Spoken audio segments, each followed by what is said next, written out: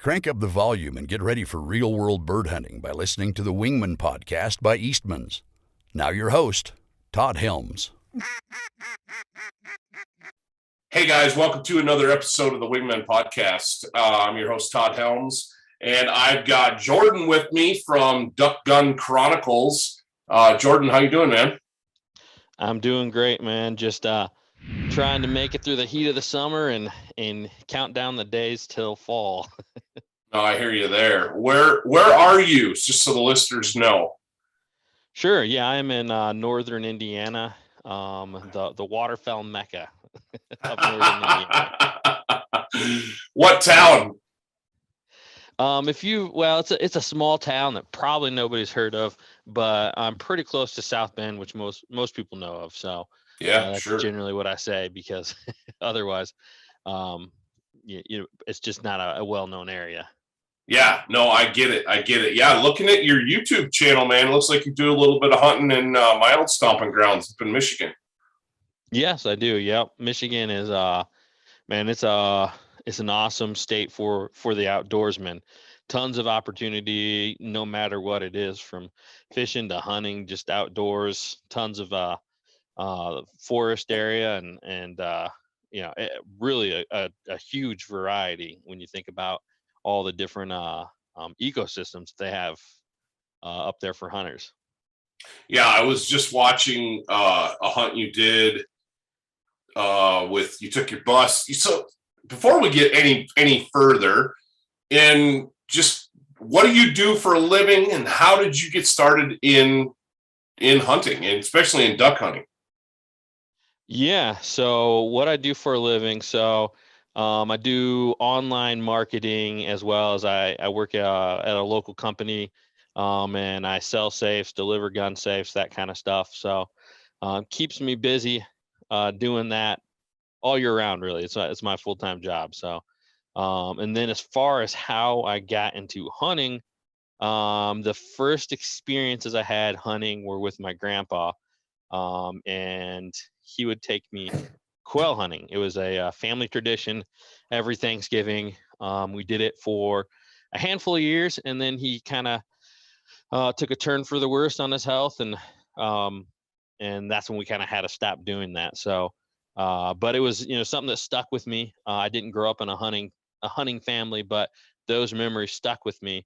And when he passed away, he handed down to me an old A5, and those are famous for bird hunting, whether it be upland or waterfowl. So he handed down to me a 20 gauge A5, and that was really the catalyst that got me back into hunting. I got that gun from him, and just got the wheels turning, and I really just started doing some research, and from there I fell into waterfowl hunting, something I'd never done, and just jumped into it. And it's one of those things you're gonna when you jump into it, you're either gonna sink or swim. So I had to learn how to swim, kind of figuring that out on my own pretty fast. Those are huge hurdles, man, when you're trying to overcome all of that. That's a big learning curve. And so that A5, that 20 gauge, is that the Woodstock one that shows up in your videos? Yep, it definitely is. So That's I still use it to this day. I keep telling myself I need to hang it on the wall, but just the memories that I have with it, it's just such a fun gun to hunt with. I keep pulling it out every year. Oh, I would do the same thing, and I would bet that he would tell you to use it, man. I think that's awesome. Oh yeah. Yeah, good for you. Good for you. You just finished up your turkey season back there. How'd it go? Man, I actually went up to Michigan for one of my hunts. One of my buddies invited me up there, and that one was a slam dunk. We had the turkeys come right in, and actually got a new turkey gun this year. It's a Mossberg SA 410. So, and the birds came in perfect right off the roost. It was we couldn't write a better script for it. The only downside was I missed my first shot. So he was about at 7 yards, and I complete whiffed. You could see a few feathers kind of puff up And then he started running off, and I dumped him about 20, 25 yards out. So that one went pretty good. And then in Indiana, as the day after opener, got my dad on a bird. Again, couldn't write the script any better. Called, it was a battle. Finally got him coming out to us in the field, just strutting around, beat up the decoy, and then dad just dumped him. So that was great. And then it came to me, and let's just say that my Indiana season didn't go as smooth as the rest of that. I was fighting wary birds, and there's one bird in particular I passed up on some other opportunities because there was this absolute giant, and I saw him and just kept working on him. And finally, after hunting this bird for about 5 days, I got him right into the decoys, and wouldn't you know it, I I missed him. So that one kind of hurt, and I might have to rethink this 410 stuff. I don't know. Not really. It's just one of those things that when you haven't shot a gun a lot, you kind of got to get used to it. And there's no excuse for me missing, but it happens. So if you haven't missed a gobbler, especially at close range, it's because you haven't been doing it very long. I tell you what, I think those close shots are harder than the mid-range stuff, hands down. Yep. Oh yeah. Yeah. I mean, turkey choke, you're shooting it's like shooting a baseball at them. If you're just off a little bit, then they're going to be a clean miss. So this guy, I did pop some feathers off of him. I just was left and over his back, and I'm pretty sure it was a clean miss. I didn't see any blood and he actually flew away, and he seemed like he was fine, but I still spent, at least a couple hours looking for him, and didn't see any sign of him anywhere. But that was the first turkey I've ever missed, and I've missed and put another shot into him, but I've never missed and wasn't able to harvest the bird. So that one was a bit of heartbreak, not gonna lie. Yeah, I can hear you there. Did you get Chief out after him? So you guys, I act like I know you just because I've watched videos. It's kind of wild. Awesome.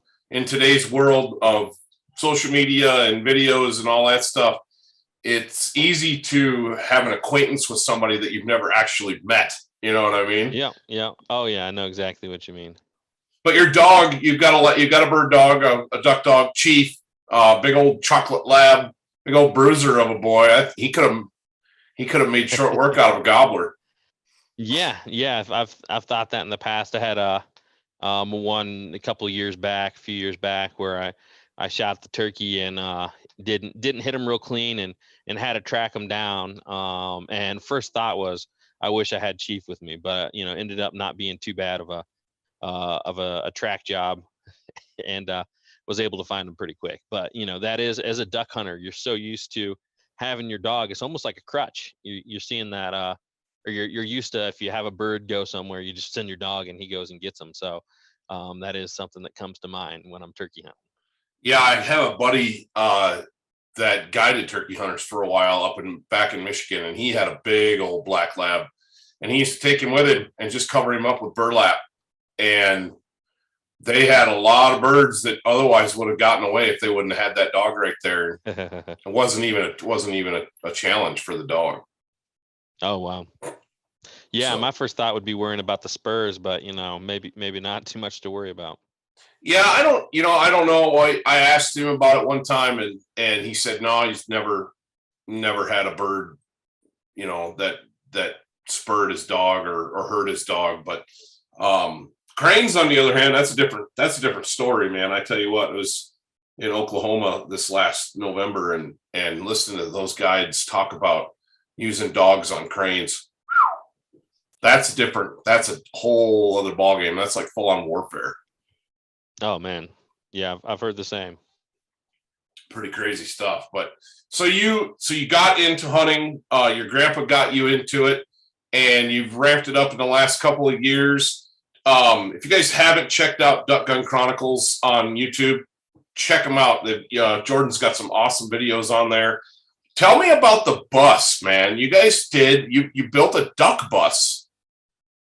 Yeah, that's right. So Just the idea, I'd seen it where it's kind of been like a thing. I don't know what kind of spurred it on, but it's been a thing where a lot of people have started converting old buses, short buses, sprint vans, the back of trucks. I mean, you watch on YouTube and other places. That's kind of where I got the idea. I've seen other people do it, and I'm like, man, this would be super cool and super useful for duck hunter. And I call it the duck hunting camp on wheels. And that was my whole idea, being able to take a bus and convert it into your duck camp on wheels. And so I bought a short bus. It's a micro Bluebird. It's like the shortest short bus you can buy. It's got 4 windows and just a little bit of space behind there. So pretty much it's like an express van, but it's like a cutaway. So cutaway, and then you have a small section of bus on it. So I mean, literally the reason I got the smallest one possible is I'm just trying to be economical when it comes to the gas and or the diesel, which, honestly, when I bought the bus, gas and diesel were not nearly this expensive. So that's a pretty big kick in the gut for my plans to travel. And let's just say I probably won't be going as far as I would have liked to right now, but hopefully all that comes back around in the next few years. I don't know if we have any hope for the immediate future, but that's kind of, it kind of seems like we're going to be stuck with some bad gas prices going into this waterfowl season. But yeah, so it's got a couple bunks in there. We got a table in there. It's a dinette, I think is the proper name for it, but and that actually goes into a third bed.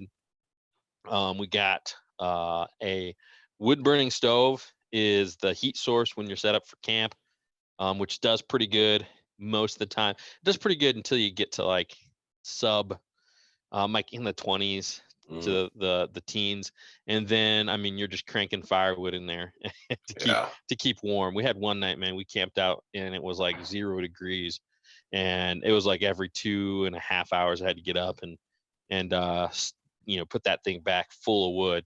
And I woke up and my pillow was froze to the window. So it's a lot warmer than it is outside at 0. We're like parked right next to the lake, so we're getting a lot of wind too. But it was bitter cold outside, but inside, we're keeping it, I don't even know, probably I'd have to say probably like 50 degrees. So, which is pretty manageable. Put a hoodie on and you're good to go. But, the only downside is getting up.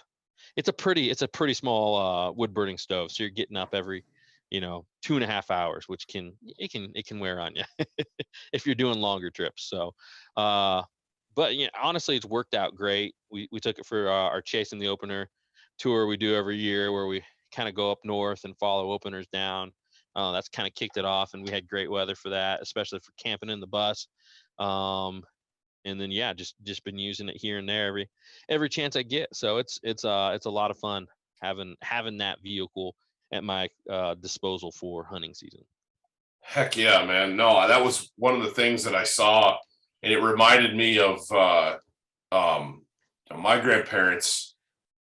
I'm a little older than you are, but my grandparents' generation did all that stuff. They came back from World War II, and they had hunting camps all over the place, and they turned old school buses into mobile camps. Like that was a common thing. And that's what they did, man. And it would like put a stove in them like you guys did. And so that was super cool to see somebody do that for ducks. I think that's awesome. What's the furthest you've taken a road trip with it? Oh, honestly, I haven't taken it too far. The furthest I've gone is up in UP, Michigan so far. So actually I ended up canceling some of my further away trips last year. We had it planned out to Nebraska, but I ended up having a surgery and I had to cancel quite a few of my out of state hunts. So haven't really kind of taken it to its full extent yet, but we'll see what this year holds. Again, like I'm saying, man, I want to, but that gas price is just it's a kicker. So we'll see. No, you're absolutely right. It is so cost prohibitive. Just something we've all kind of got to swallow. I know, looking at hunts coming up, from big game stuff all the way through bird hunts, definitely going to be trying to maximize close to home opportunities for this next year, maybe more. But well, that's cool, man. I was hoping you were going to say the UP. That's where I grew up. That's I kind of bounced around all over the place up there, and man, grew up with just some phenomenal waterfowl opportunities. Yeah, I love going up to the UP. I've been up there the last few years, and it's just I mean, honestly, I've fallen in love with the whole state of Michigan. Just being like just south of you guys, I really never knew all the opportunities you have, and I don't want to hot spot it too much, but Oh, I'm not saying hot spotting. That place definitely gets enough of it gets enough pressure, that's for sure. And I'm not going to ask you where you hunted by any stretch, but at least while we're recording anyway, it'd be fun to compare notes, places you've been versus places I grew up hunting in when I lived back there. But we can do that. We can do that after we turn off the record button. No, we just need to send everybody to Nebraska. That's the destination. Yep. Nebraska, send them to Arkansas. Let them go fight each other on the public ground down in Arkansas. Oh yeah. Oh man. So tell me about Chief. I'm in the throes of training up a new puppy right now. My new buddy he's a little over a year old, and been working through all of that, trying to document it the best I can. But how old is Chief, man? Where'd you get him? How'd you train him up? Awesome. Yeah, that's super cool. You got a dog. That's a fun time when they're young and working through it. It can be frustrating, but once you get through it and you get them to a certain part, it's so rewarding to have done that and get them to that spot. With Chief, man, Chief is a super unique dog because I got him so my wife actually bought him for me. She bought Chief. There was like an ad on a Facebook page, and I got him right about the same time as my grandpa gave me that A5, and literally no experience with hunting at all. And that was part of it too. That I said the gun that grandpa passed down to me was the catalyst, but also was getting that dog at the same time, chocolate lab. And you're like, what do chocolate labs love to do? They love to hunt. So kind of came hand in hand. So I was taking Chief hunting, and I'll tell you, don't do this. Anybody listening, don't do this. But I was taking Chief hunting when he was 6 months old. So let's just say it was not. It's not smart to do. So he had little interest in what we're doing when things got slow, and that was frustrating for me. And we created a lot of bad habits. And believe it or not, he actually got gun shy. And that was my own fault. So, and a lot of dogs can't recover from that. So luckily, he had the drive hidden somewhere inside of him that I was able to unlock, and from that, he's able to overcome that gun shyness. But if you have that with a dog, some dogs just never overcome it. So I'm fortunate that I was able to overcome that with him. But he is he's not a purebred, but I mean, he could be. I don't know, because he doesn't have papers. Like I said, my wife bought him. It was from like a Mennonite or Amish farm, and we saw his mom, and they said that his dad was a neighbor dog that came over, and so I feel like I won the lottery as far as it goes with dogs, because he's an excellent retriever. He's an excellent meat dog. He's not a champion. What can I think of the word? But a trial dog. There we go. He's not a champion trial dog by any means, but he goes out there. I shoot the birds and he gets them. And I'll put him head to head with any other meat dog in my area as far as nose goes and drive and desire. Like I said, he still has some bad habits, just because I didn't know what I was doing. I didn't train him to start with. I just kind of went and hoped he'd figure it out. Right. So right. We got some issues with breaking, so I still have to tie him up, just because I didn't realize that was such a big deal as a young hunter with a inexperienced dog. So. Right. Yeah, it can be super dangerous, man. And don't feel too bad about that. I know a lot of guys that had breaking dogs. I have one. My old dog he's gotten steady now, but it's taken years and years and years of me working and working and working and working and working Yeah. And Yeah. There's a lot of people that just don't even train that out of them. That's something that I've committed myself to the next time around, from the get go of being able to do that. Cause it's just like you said, it's unsafe. I don't even bring them on dry field hunts anymore yeah, because they can just get out there so quick. yep. We hunt out A-frames 99% of the time, but if you lay out and you have a dog that breaks, it's not even worth bringing a dog that breaks on a hunt like that. Like you said, it's dangerous because they get out there so quick, that either you're going to not be shooting, or if you're shooting, it's going to be dangerous shots for the dog. So it's something that if you're going to be serious about duck hunting, and you really do need to have a dog that's steady. So, but if you get a dog at a certain age, it's one of those things. It's near impossible to train out of them. And it's interesting you say that. I also kind of add to what you're saying is I almost like to see a dog that's eager enough that he'll break, even if it's every time. If as long as I know that, if I'm hunting with, say you and I were hunt together, I know Chief's gonna go. I know he's gonna go. That's in the back of my mind, and I'm looking for that dog. I'm not taking low shots. I'm not shooting cripples on the water without knowing where he is. I'd almost rather have that than a dog that doesn't have enough drive to get the job done. Yeah, yeah. There's definitely a happy medium there. So you want a dog that has the drive that they do it, but also train the restraint into them. Yeah, yeah. Well, that's what I'm working on right now. Don't give up on it, man. I figured my old dog was a lost cause when it came to that, and these last couple of seasons, he's steady as a rock. So it's one of those things Awesome. where I think he kind of grew out of it. But I did the same thing with the young guy. I did not hunt him early. I've hunted all my dogs early, kind of like you were saying, and I didn't do that with this young pup, specifically because I didn't want to develop those bad habits that I inadvertently trained into my other dogs. Yeah. Oh man. Oh, cool. Well, what else? What are you doing this summer? I mean, what's the plan? What's life look like in northern Indiana?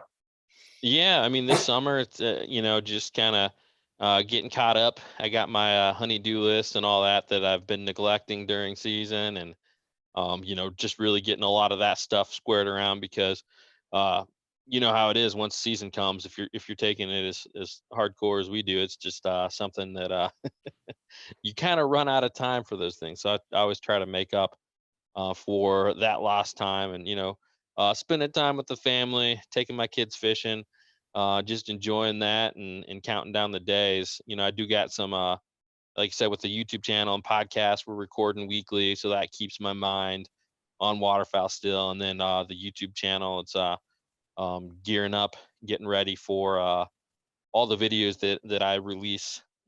Whether they're hunts, I got hunts that I keep from the year that don't quite make the cut, or I run out of time to edit, and I release those in August, and usually do a bunch of like project videos. I mean, we did the bus conversion step by step last year in August. I did the Snake Swamp series, which I got this swamp property, and did some management in there, some blind builds, and just stuff like that. So I got some projects this year.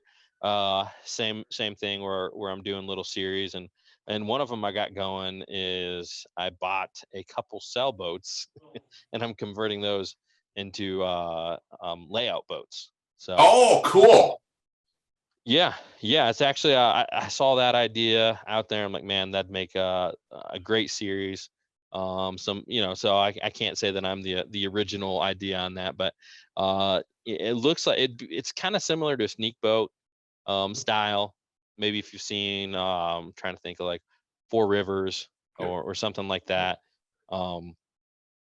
Beaver Tail's got some as well that you can lay out in. Yep. So that's the style it's going to be.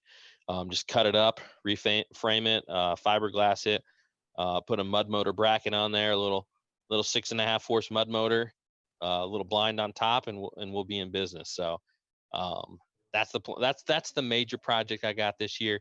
And then we're doing some more up. I think that bus is going to be one of those things. It's like the never ending project, because I got it right now.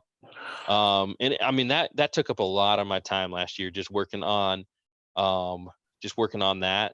It just took a lot of my time. I mean, just I lost track of how many rivets were in that bus, and buses are made to not come apart ever. So it's not like they're using screws or anything like that. I think there are some models that use screws, and if you're going to do a conversion, that's one thing. Honestly, that's one thing to think about, because I mean, it took me, I don't even know. I wish I would have tracked how many hours, but I mean, hours and hours and hours of sledgehammer and pry bar, and just taking every rivet out by hand, and using a grinder, and oh man, it was a battle, but we got through that. So that bus is it's in the functional state right now. But there's just little things that I could keep working on. I got to add a winch on the front of it. I got a 1,200-pound winch, or 12,000-pound winch, sorry. And I got stuck a couple times on boat ramps, and it's not 4-wheel drive, so there's a couple times too where we had snow and ice, and I backed down. I'm like, this could go bad. If it's not going to stop, I don't know what I'm going to do. So then you get your boat off, and we're fine. So adding a 12,000-pound winch on there. What was the other one? But there's just little things. I've priced out painting on that, and all kinds of stuff. So and then we'll probably add some more blinds on some of the properties. But yeah, probably if I go back to my most anticipated project is getting that sailboat, sneak boat build done and going. So I actually purchased two. I found one for $150, and I found one for free. So what did you end up finding? I mean, a little sunfish or what? Yeah, that's exactly what it is. So I think one is like a 12-foot and one's a 14-foot. So okay. Yeah. Yep. Came with all the shell stuff. They had no idea what I was going to do with it, but I'm like, you know what? It's going to be awesome. It's going to be awesome duck boat by the time I'm done with it. Dude, that is cool. That is super cool. Hey, I had an idea about you say you were getting cold, and you get cold in that with that little wood stove in that bus. Something that we do out here on our big game hunts when we're in wall tents with similar type of stoves is when we go to bed, we'll put a half a bag or a bag, if it'll fit it, a bag of charcoal in that stove. Huh. And it's a good idea. That burns all night long, and it'll keep your tent warm. Huh. So once it burns down to the coals, you put it in there, or what? Yeah, I mean, once you can fit it in, and we use, being out here, we've got access to lump coal, raw coal, like they put in power plants. And so you can go get a 5-gallon bucket of that, or a couple 5-gallon buckets of that, and use that too. But in a pinch, yeah, man, just good old charcoal briquettes like you'd cook on, and just throw half a bag in there, and it's cheap, and it'll keep your bus warm, surprisingly warm for a long time. I'll add that to my list. That's a great idea. Yeah, no, it was funny you said that, because I was like, yep, I know what it's like to get up at all hours of the night when it's cold and stoke a wood stove. Yeah, and when you're the guy with the bus, it's almost like everybody just expects you to get up all night, and it's like, okay, whatever. It's not a bus for me, but you're the guy with the tent, so guess what? Your job is to stoke the fire. Oh yeah.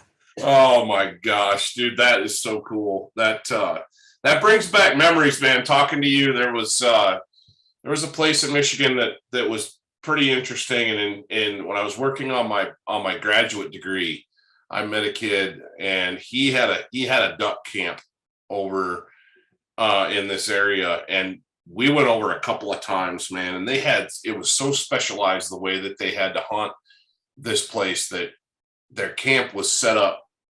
They had it dialed. And it was so unique to that spot in that area and that type of hunting that I'd never seen anything quite like it before, and I've never seen anything like it since. You talk about making YouTube series. I think it would be interesting to explore some of that unique culture, around where you guys are. You're pretty close to a lot of stuff back there. Out here, there's not a lot of culture, not a lot of waterfowl history, not a lot of waterfowl culture. So I have to go quite a ways. I mean, I have good local hunting, but I have to go quite a ways to get into anything else, and it's all pretty much the same. But man, where you guys are, you've got everything from hunting rivers, like some of your lake, one lake goose hunt, you were hunting that river, and it looked like you were hunting another river system in another duck hunt that I saw, to cornfields, dryland stuff, to big water. You're talking about doing sneak boats and layout type boats. You could get into the whole big water diver scenario on the Great Lakes too. So much duck hunting opportunity back there where you are. Oh yeah, definitely some good variety, like you said, and it is cool to definitely when you get in certain areas, you see the duck hunting culture, and honestly, where I'm at, it's there's not a ton of that, but it is funny when you travel. I don't have to travel far, like you're saying, to areas that have good waterfowl. Just have waterfowl hunting that's pretty consistent and all that. It is a cultural thing. It's almost like a generational thing that's passed on, which is super cool to see. And when you get in those areas, it's like it's no strange thing to be driving around and you see John boats with mud motors in people's yards and all that. And once when you hit an area like that, you're like, okay, I'm in a good area. So just like a sure sign that anytime you're passing John boats with mud motors in the front yard, you're in the right area. So Yep. No, you are spot on, man. No kidding. That it's funny too, because you've got you kind of live in between two major metropolitan areas with Chicago and Detroit, both of which have tremendous waterfowl opportunities just outside city limits. And that's something that doesn't really get talked about very much, but that would make, man, if I lived back there, I would seriously think about doing a YouTube series on some urban duck hunting. Detroit in particular, oh my gosh, that river, they can get some phenomenal hunts on that thing. yeah, I bet. Yeah, it's super cool. But yeah, man, it's fun watching your stuff and talking to you, because it takes me back. That's definitely a blast from the past, and it's super cool. What was your, out of last year's hunts, what was your favorite one if you had to pin it down? Oh man, that'd be a tough one. We had a certain area, a certain spot that I locked down last year, and it just turned out to be a really good area. Every time we went to this spot, and I think we hunted it 3 times, and every time we went, we had a 3-man limit. So, and that's you know how Michigan is, where the public lakes are private access. I don't know how a better way to say it. The Michigan water laws, which water laws differ in every state across the country, but it's public land. The lakes are public land, but you got to have permission from the landowner to even hunt touching their area. And that's maybe that's different from when you live there, because I know that's not the way it's always been, but that's something that more recently they've switched to. So anyways, talk to the landowner. That's interesting, because it wasn't like that. It was, if there was a public access on that lake, as long as you were within, or as long as you were 150, or I don't remember exactly how far, but you had to be a certain distance from a domicile or a building, you could hunt, as long as you weren't touching the shoreline or touching the bank. And there was a lot of stuff that I hunted back in those days that I just throw my canoe in the water on some of these at the boat launch, right, and just go up. I had a flat back 17-foot canoe back in those days with a little electric motor on it, and I could go anywhere I wanted to really quickly with that, until everything iced up.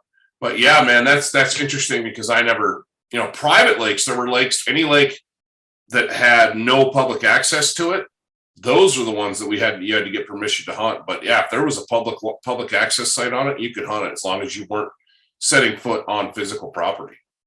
Yeah, so they've changed that, and I don't know how long ago that was, 10 years or so, from what I've gathered. But it was that's since I started hunting, it's always been that way. Interesting. Which in Indiana it's the opposite. It's kind of like you said, if it's public access, then you're free game to hunt it. And going to Michigan is a little different. So you kind of take that two ways, because if you get permission from the landowner to hunt that public lake, and in the area that they own. So it has to be in that, in between the boundaries of their property.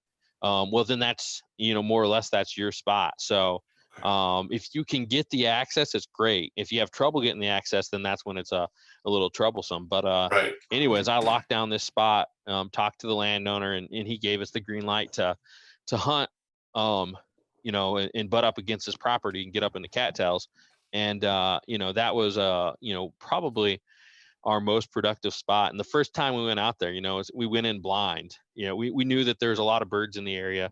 We've seen them scouting, but it's all about talking to the landowner and locking it down. And so we get out there and it was just like feathers all over the water. And we're like, oh yeah, this is going to be good. And, the other kind of cool thing is I had my brother-in-law in town, and he comes up, about once a year to hunt with me. He lives in Tennessee. So he comes up, he's not a big waterfowl hunter, but when he comes up, I always do my best to try to get him on some good hunts. He's coming up, he's spending the money, getting the license, all that kind of stuff. And so you feel a little bit of pressure to, on yourself to give him a good hunt. And sure enough, man, it seems like every time, I don't know what it is, but he gets on one of the best hunts of the year. So we set up in the cattails, and first light comes, and these birds aren't even thinking twice. I mean, they're flying low and decoying right in, no problem. I mean, 10 yards away, and every single one of them. And it was, I don't even know if it was an hour, and we had our 3-man limit. So Dude, those are the ones you gotta love. Those hunts are crazy because it's like everything happens so fast that you look back at when it's over and you're like, what just happened? Is that really over? It's just kind of, it can be like a blur, Yep. Oh yeah. Oh, Yeah. that sounds epic, dude. Yeah. And I had I don't know if you've seen the boat I bought this year, but I call it the Duck Torpedo. It's a little fiberglass over wood boat. It's a sneak boat as well. And we had that. We took the 3 of us, shooting my grandpa's gun, having my brother-in-law with me. Mallards coming in. We're coming off of a little bit of a rough spurt, and all the pieces just kind of fell together. So yeah, hunts like that. And then if I'm thinking of another hunt, something I used to do a lot is just solo hunt, and that's really how I got started. We talk about hunting, and I was telling you early on that I just had to jump in and is either learn to swim or sink, and I went hunting by myself 11 times before I shot my first duck. Whoa! Went out there, I bought a canoe off Craigslist because Facebook Marketplace wasn't a thing yet. I think I drove like 2.5 hours, picked up a little 14-foot canoe, bought, I think it was 2 dozen or maybe it was 1 dozen flambeau decoys and a little duck commander duck call, and I bought like camo pants and a camo jacket from a sporting goods store, and had my fly fishing waders, and that's how I started. Me and my 6-month-old lab, and it took me 11 times to finally go out there and shoot a duck. But so kind of one of the hunts from this year was a little bit of a throwback to that. I had way better upgraded gear than I did when I started, and a way better knowledge base and all that kind of stuff. But me and my dog went out one morning. It was a cold morning, and a lot of things kind of got skim ice on it. So we went out on the river and set up on this little timber hole, and we didn't see a ton of ducks. There was, but there was quite a few that were flying up and down the river, and we just had, I don't even know, a half dozen drop in there, and I took 3 mallard greenheads, and just me and my dog. Super calm morning. The sun coming up, you can see like the steam rising off the water because it's just the right cold conditions, and it was just picturesque, nice laid back hunt, and having those birds. I mean, they decoyed right into our little set, and it was, like I said, it's a lot of fun to go out there with your buddies and hunt, and some of those hunts get high pace and high action, but just having me and my dog laid back, and birds cupping in, shooting them right over the decoys, and having good old Chief jump in the water and bring them back. So heck yeah, man. Heck yeah. Two different extremes, having the fast pace, tons of birds, 3-man limit, to the, public land right there on the river, and getting it done that way solo. Yeah, that is super cool.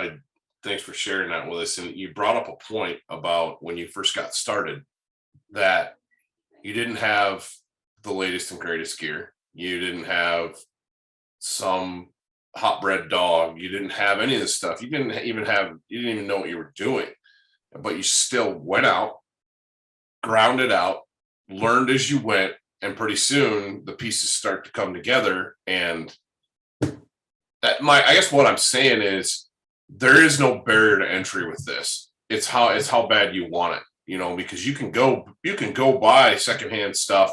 You can go, pound on doors, get permission, and it's easier to do in some places than it is in others. But if there's a will, there's a way, and your story right there just proves that. Yep.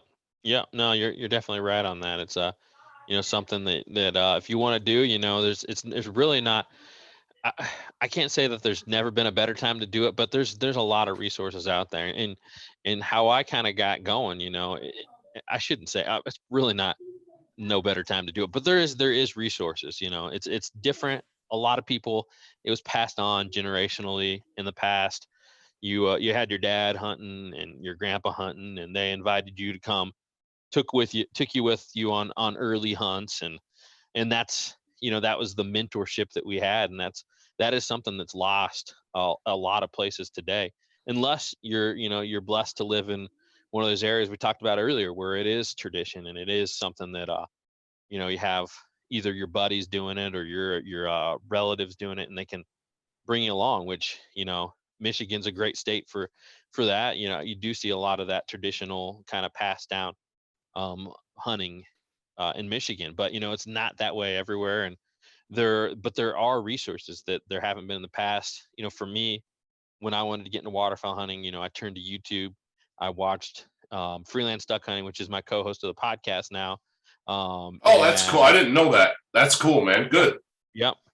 And I listened to podcasts and tried to get my knowledge base from the combination of the two, and it still took me 11 times to get my first duck. And partially, I did have some opportunities that I missed on, and Sure. but like you said, it's a lot easier once you know what you're doing and where you're going, and that you got a scout, and if you can blow a duck call and it doesn't sound like a kazoo, that kind of helps too. And all the growing pains and that you got to go through if you're gonna dive into it on your own. Yeah, no, you're spot on. What was the most difficult thing that you ran up against, do you think? As far as like when I was getting into it and getting going, that's an interesting question. I'm trying to take a second to think it would be. Think that one over, man, because that's something as you think, and I'll kind of extrapolate on that. And what I mean by that is I had the good fortune to be introduced to waterfowl hunting as a kid. Growing up in Michigan, we all did it. Granddad did it, and still the love of bird hunting in general and hunting overall in us. And so I kind of learned as I went from a lot of guys that's been doing it for a long time. And you get told stuff and you get shown things and you get to experience things and do things yourself and trial and error. And pretty soon you're getting to the point where if you're passionate about it, you're probably pretty good at it. And it's just something that's stuck with me. But I think back on one of the most difficult things for me was just wing shooting in general. Practice, and finally getting good enough where I could consistently hit birds as a young man was a pretty big deal. And it took a long time. It took a lot of practice, but yeah, I would definitely say that was one of the things for sure. If you go into it, and I'd shot clays before, and I'd done a little bit of quail hunting, but that was when there's a big difference between quail hunting with a group of guys and duck hunting on your own. And one of the things with wing shooting was being able to judge distance, and not only that, but understanding that there's certain shots you shouldn't take if you go into it by yourself. I remember because I actually talked to some guys at the boat ramp after my first time, and I said, hey, like, how far is it? Like, how far of a shot should you take at a duck? Because I mean, I really just didn't have Sure. the knowledge base, and I'm like, and they're like, oh, and I can't remember what yardage he said, and I'm like, we're standing there, I'm like, so is that top of that tree? Is that distance? Or he's like, oh no, that's way too far. It's like, that's just something that if you don't have any knowledge base and you don't have anybody else that's gone with you, it's it's just you and birds flying by. And in those 11 hunts, it was I probably shot at birds passing by, um I don't know, maybe half the hunts, but I didn't hit anything, so Right. um and so not only that, but probably most of those were passing shots. And then the other thing, one of the big things when you start feeling kind of pieces go together is concealment. And even experienced hunters, that can be a hard one. But once you can have that concealment down, you're not going to be just shooting at birds at first light. You're going to be able to finish them even when it's bright out, and they're able to see you. You can get away with a lot in the first 30 minutes of a hunt because the birds can't see. Right. But once that sun comes out and it's bright, or even if it's a cloudy day and it's light outside and there's no shadows cast, they're not going to finish if you're not concealed right. And then all you're taking is passing shots. So if you can get that concealment, then you're going to be finishing those birds a lot closer. And it's a little different than turkey hunting. How we talked about those close range shots in turkey hunting are a lot harder. Well, in waterfowl, it's the opposite. You can open up your choke, you can run improved cylinder, you can run cylinder. I mean, you can have those close shots be a lot more forgiving when the birds are slowed down, they're in the decoys, almost landing, almost not moving, Right. Compared to those past shots where they're going 30 miles per hour left to right or straight at you or straight away. So there was just a lot to learn, and it's just that learning curve. And once you get there, once you get a couple seasons under your belt doing all that, a lot of that stuff comes together, and then it's really small things that you got to learn and get better at compared to just knowing what to do. That's a good point. That's something that I think a lot of us out there that have been doing it a long time don't even realize. Good for you, man, to be able to like step away from your ego enough to walk up to strangers at a boat launch and be like, how far is too far? The trees? Or because there's so many dudes out there that just be like, yeah, I'll figure it out, and Yep. and won't ask, the old cliche about not asking directions, but it's spot on, and I see guys struggle and struggle and struggle and struggle and struggle.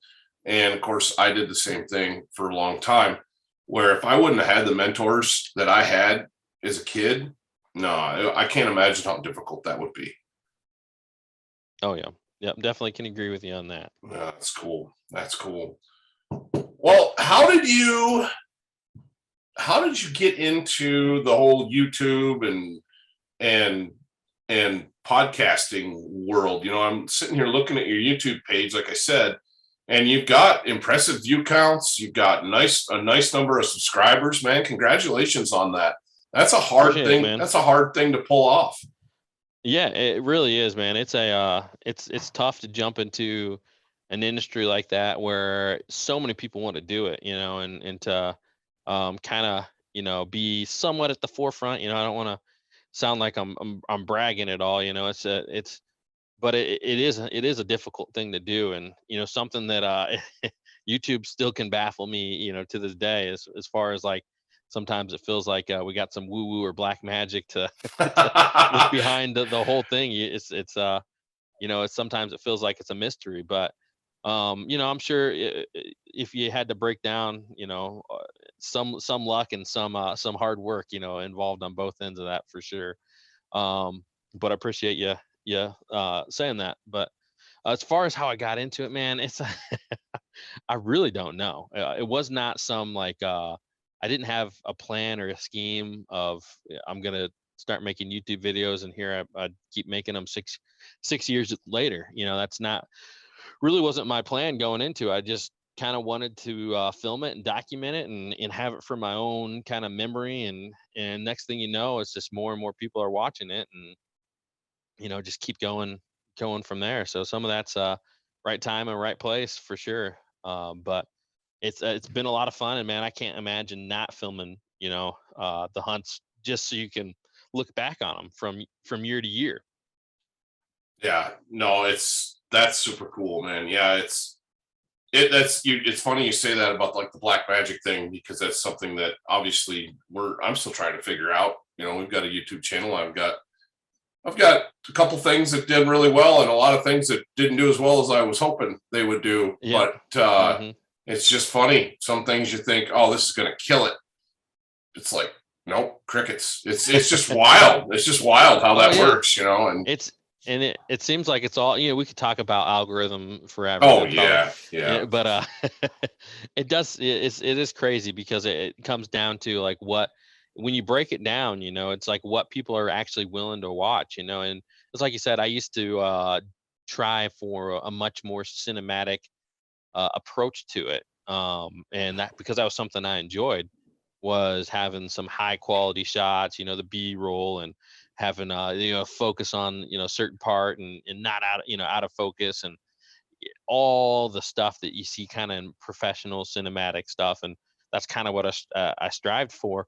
But then I realized that sometimes people just want to see the action. So yeah, there's a lot to learn on that side of it, and it's something that I think that as soon as you learn it, it kind of progresses and changes, and you just have to kind of stick with always learning when you're making your films, or you're perfecting your craft kind of in a way. And it's it's just a lot of fun. If you don't have a passion for it, then it's not something that you're going to keep doing. And it kind of goes hand in hand with our passion for waterfowl, and I'm sure you're kind of the same way with what you create and what you film and all that, because at the end of the day, it's it's not a get rich scheme or anything like that. We from time to time, with someone with a YouTube channel, you might hear that from people, but it's like, nah, that's not happening. It's not what it's about, for sure. I can count the number of people I know that got rich on YouTube on one hand,